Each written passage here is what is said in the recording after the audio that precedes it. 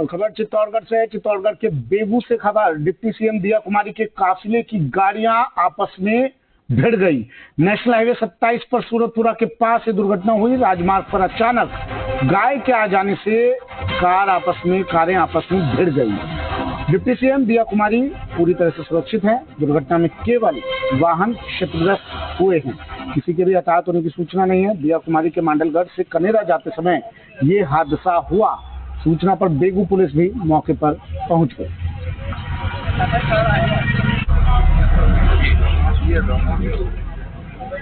National highway 27 पर यह हादसा हुआ।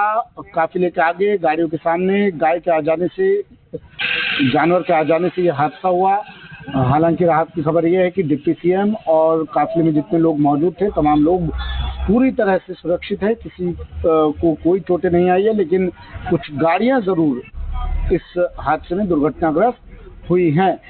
नेशनल हाईवे 27 पर से जब डिप्टी सीएम दिया कुमारी का काफिला जा रहा था, उस वक्त ये हादसा हुआ।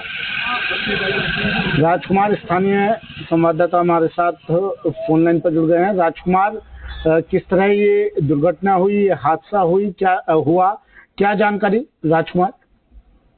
मैं बताना चाहूंगा, उप मुख्यमंत्री दिया कुमारी आज शाम को 4:30 बजे के आसपास मांडलगढ़ से राष्ट्रीय राजमार्ग संख्या 27 होते हुए कनेरा के लिए निकली थी।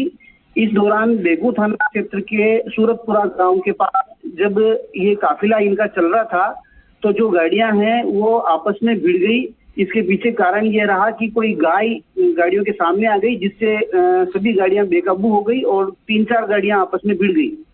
इस दौरान उप मुख्यमंत्री जो है वो काफी आगे थी और वो बिल्कुल सुरक्षित निकल गई। जी, बताया जा रहा है काफिले के सामने किसी जानवर के आने से ये हादसा हुआ राजकुमार, लेकिन सीएम, डिप्टी सीएम का जब काफिला कहीं से गुजरता है तो उसको लेकर तो पूरे एहतियातन व्यवस्थाएं की जाती है, चाक चौबंद व्यवस्थाएं की जाती हैं, फिर ये हादसा कैसे? बिल्कुल ये सही है ये बात, लेकिन इस राष्ट्रीय राजमार्ग संख्या 27 पर यूं अपन कह सकते हैं कि वहाँ मवेशियों की वजह से आए दिन दुर्घटनाएं होती रहती हैं। और आज जब मुख्यमंत्री के निकलने का कार्यक्रम था तो निश्चित ही एनएचआई को ये व्यवस्था पहले देखनी चाहिए थी। जी, अगर कोई बड़ा हादसा होता तो जिम्मेदारी कौन लेता और क्या लापरवाह अधिकारियों पर कोई कार्रवाई होगी? अब ये दुर्घटना अभी थोड़ी देर पहले हुई है तो निश्चित तौर पर प्रशासनिक अधिकारी वहां मौके पर पहुंचे हैं और जिले के अधिकारी ने भी इस बारे में रिपोर्ट ली है। जल्दी ही इस बारे में अपडेट मिलेगा। आप बता रहे हैं इस जगह पर लगातार हादसे होते रहे हैं इस तरह के, क्या आपने जिम्मेदार अधिकारियों से बात की? क्यों नहीं व्यवस्थाएं माकूल की जाती है यहाँ पर? राष्ट्रीय राजमार्ग संख्या 27 पर जो मवेशियों के आने जाने की जो घटना है ये आए दिन ऐसे होती रहती है।